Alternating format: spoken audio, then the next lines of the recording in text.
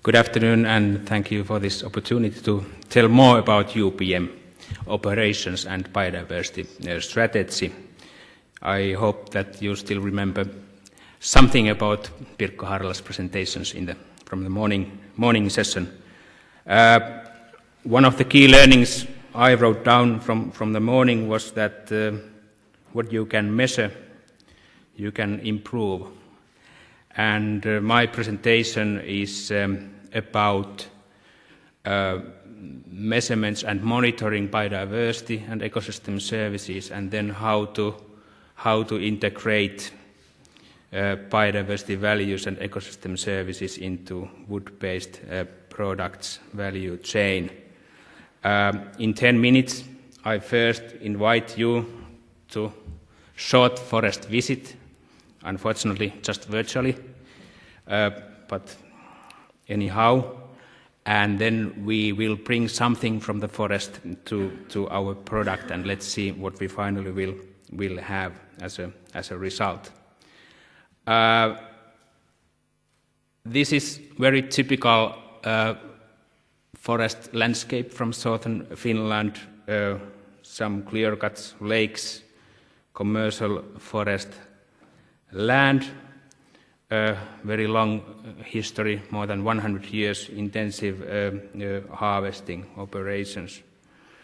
Land use innovation is the title, and my argument in this picture is that when we are talking about monitoring and understanding ecosystem services, we really have to calculate ecosystem services and impacts in our land use planning and decisions. Forest management planning today is based on ecosystem service approach. It has been excellent a tool to understand human impact in forest management.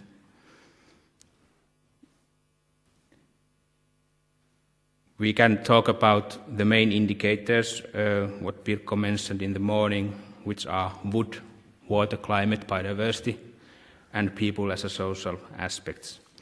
Of course, there are very many other important elements in responsibility, but those 5 are the most important ones.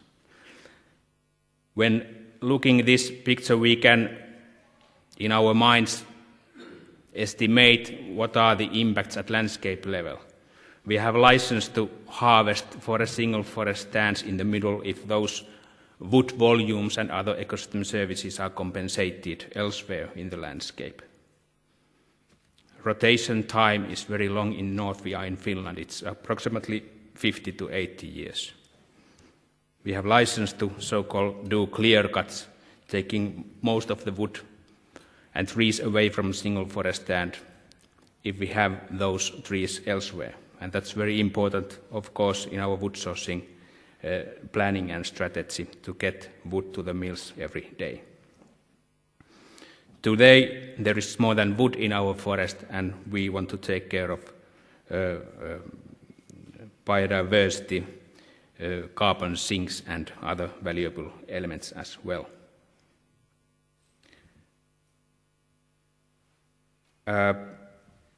Biodiversity and single species value is somehow self-evident. We can protect single species because they are rare or threatened. We can protect species because they are beautiful, or we see some non-economical values. But when we come to this business thinking, it's excellent.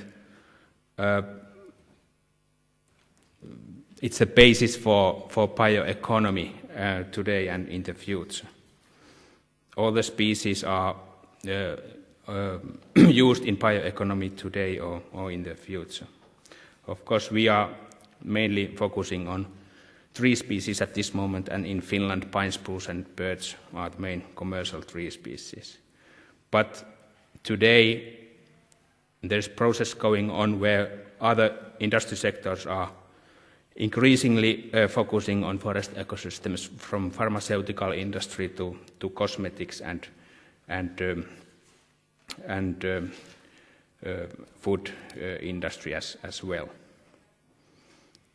We are talking about wood-based ecosystem services, which is a basis for UPM strategy.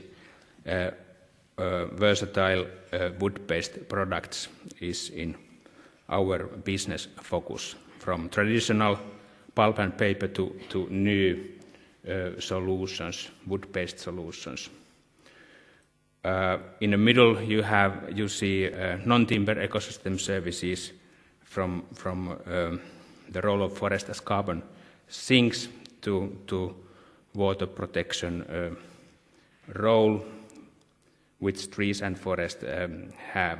And then, of course, we have to remember that forests are full of berries and mushrooms and recreational values, and nature tourism is part of this big picture.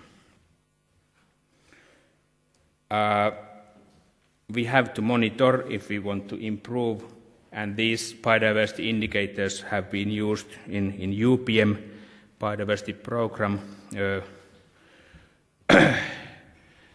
for 20 years in the north, where we have identified the most important key elements for biodiversity, and we have set targets to maintain and enhance biodiversity based on these six key areas. Native trees is one, because there are thousands of species dependent on commercial tree species which are used in our industry, from mycorrhizal fungus to epiphytic lichens and mosses and very many insects eating the leaves and needles. Deadwood is there because about 20% of forest species in Finland are dependent on decaying wood in different ways, mainly fungus, insects, and of course woodpeckers and other more well-known species. Valuable habitats is there because forest is always mosaic. It's not the same kind of habitat everywhere, but it's mosaic of very different kind of small-scaled habitats and species dependent on those habitats. Forest structure and age classes are impacting on species diversity in our working environment in forests. And of course, water ecosystems wherever we operate, but especially in Finland, we have thousands of lakes, and water protection is key issue because of that. Native forests is there because UPM does not harvest native forests. There are two practical ways to protect biodiversity in sustainable forest management. Pirkko presented some examples of our stakeholder projects, and then it's also important to integrate biodiversity protection into daily forest operations. And there are two main ways to maintain and enhance biodiversity in daily forestry operations. First, all valuable habitats are protected in commercial forest landscape. And the question is about naturally small-scaled habitats, brooks and other small water ecosystems. As an examples, grove patches where the fertile level is higher than an average in forest ecosystems in Finland, springs where groundwater creates very specific circumstances in this kind of habitats, and so on. And this is not this is typical commercial forest landscape where this kind of small-scaled habitats are inventoried and put to the maps, and harvester driver can see these habitats when he's harvesting the trees in the middle of January, in the middle of night, and there is 1 meter snow, so this helps a little bit to recognize valuable habitats. The other area is in commercial use, and there, where we have license to do harvesting, we create the process, which is slow, but the process and the target is to mimic natural disturbances and to change commercial forest landscape to be more natural. And the question is about the target to increase deadwood volumes in very many different ways, to get more diverse forest structure by leaving retention tree groups, and to do, for example, control burning, which was also one example in the morning session. So commercial forest will be very different in the future because of these new guidelines, or not so new anymore, but as a part of this modern forest, as I call it here. But the process will take 10, 20, 50 and more than 100 years. And when European Union or somebody else is setting biodiversity targets for next 5 or 10 years, we have to understand this, that it's not possible to get all deadwood quality classes in 5 or 10 years, because it will take more than 100 years naturally. So protecting existing biodiversity values was the first example, and this is to create process to get biodiversity back in the long term. Please remember that in European Union strategy. Then we left the forest, and it's early afternoon and there is no wine available, but we can talk about it. This example is interesting, of course, because the questions about wine bottle labels, it's more sexy examples than, for example, maybe pulp. I don't know how you feel, but UPM is a big player in wine bottle label markets in South Africa, where our customers are having their vineyards. And this is a very exciting example, because the question is about one product, but there are biodiversity actions both in the south, in South Africa, and then in the north, where the wood comes to the product. The questions about cooperation and the project with WWF South Africa and UPM Raflatak, where there is a big program to improve, enhance and maintain biodiversity on vineyard landscapes, and we support that work there. And at the same time, to link biodiversity to the same product, we have a biodiversity program in place in the north, forest certification promoted, and different kind of collaboration with our important stakeholders. This woodpecker example is white-backed woodpecker, and we have long-term cooperation with WWF Finland to protect and promote this most threatened forest bird species population in Finland. Population is growing at this moment. There were 11 pairs in 1991, but now about 200 in Finland breeding. So that was wine and biodiversity. Then another example is done with the Finnish Environment Institute, which is our important and appreciated partner in our development. And we set target to develop, to link UPM product into ecosystem service and biodiversity data. And we had one question, and the question was, what does it mean to produce 1 ton of UPM conifer pulp. What does it mean as a land use question? What kind of land use decision you have to do to produce 1 ton of UPM conifer pulp? And through some simplifications, we have the results where you need a small forest area, about 11 conifer trees, and for 80 years because of a long rotation in Finland. 11 spruce or pines to grow for 80 years.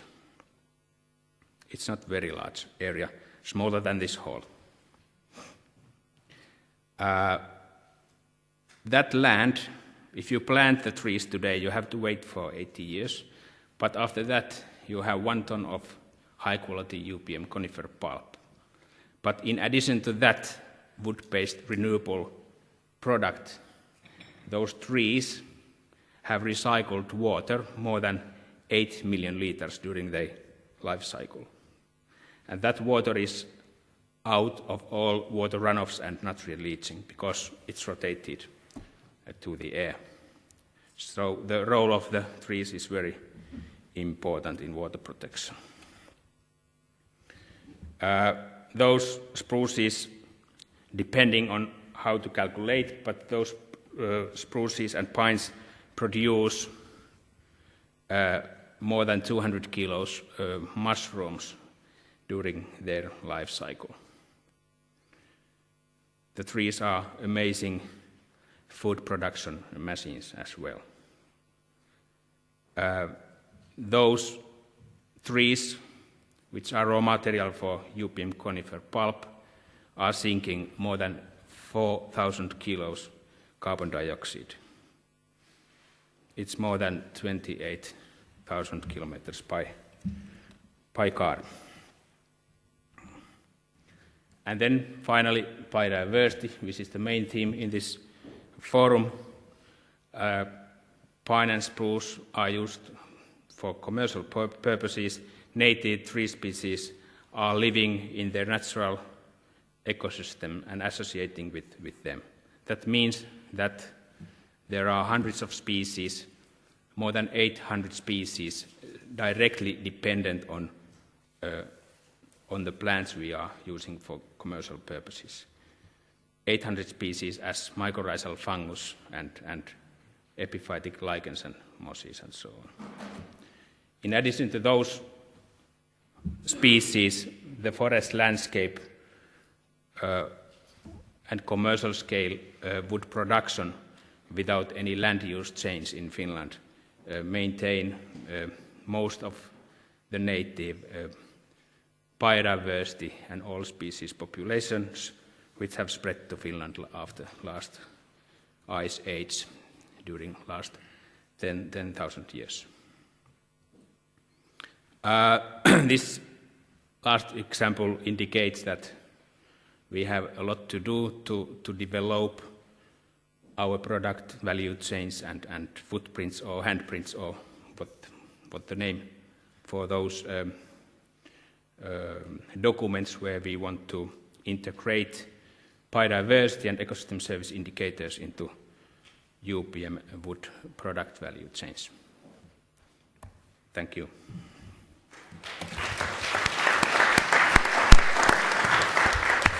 Thank you, Timo. You kind of touched upon the item already, but I visited actually a harvesting site this fall, and I was very impressed actually to learn how much information and how detailed information you have actually in your office and also available for the harvester operator. So could you tell a bit more about that? About that information? Yes. It's in a very detailed level, 3 by 3, right? Yeah, it's a challenge as well because there is so much data available, and in Finland, where ecological research and environmental data and forestry data is very detailed and high quality, it should create competitive advantage for new bioeconomy, but it's also a challenge because of the volumes and number of data. One challenge is this species data we have of threatened and endangered species. In every harvesting site there are a huge number of threatened species classified by IUCN categories, and we have to take them into account somehow. And most of the species are so small that you can't see them. So the questions about insects and beetles and butterflies and fungus, and this means that we have to put very much resources to forest planning. Our harvester drivers cannot identify 22,000 different forest species in Finland, but we have to find some other solutions to survive with this data. Simplification is of course one thing, and this valuable habitat inventory was one good solution, not to recognize single species but habitat types. All right, thank you. I also see a good question thinking of today's theme on the screen. How could we enhance biodiversity within the whole forestry sector versus forerunner companies at our national platforms?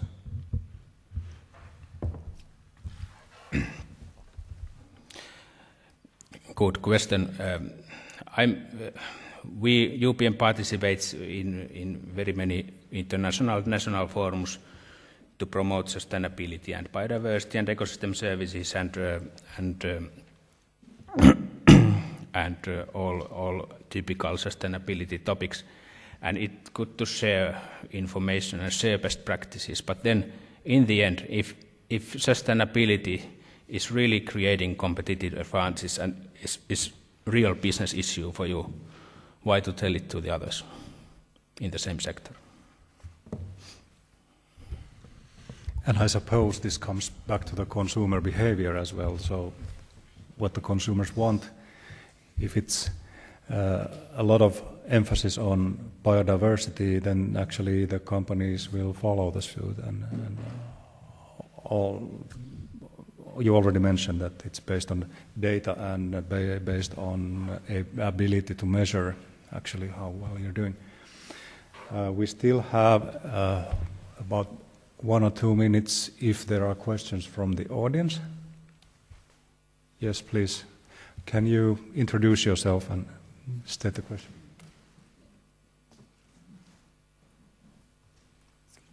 There. Yes, I'm Violaine Berger from WBCSD. I was really interested in the last part of your presentation around the assessment of ecosystem services provided by a piece of forest. And I was wondering, how are you planning to use the results? If you could elaborate a bit more on how you're going to use the knowledge that you've got in terms of the production of mushrooms, sequestration of carbon, etc., as a mean to communicate on the values of the plantations. Yeah, this last slide about pulp, ton of pulp. That was your, yeah. Yes, exactly. Yeah. It was first step to understand the challenges and difficulties we have with these indicators and monitoring data. This was a quick and dirty study we did with our partners, and then the next step is to do it more carefully. But I'm sure that this is the process where we have started to develop ecosystem service indicators and sustainability data from land use, and we believe that that's something we have to have in the future in place as a part of future footprints or handprints. But this was just the first step to understand internally and to share ideas with other experts. All right. Thank you, Timo.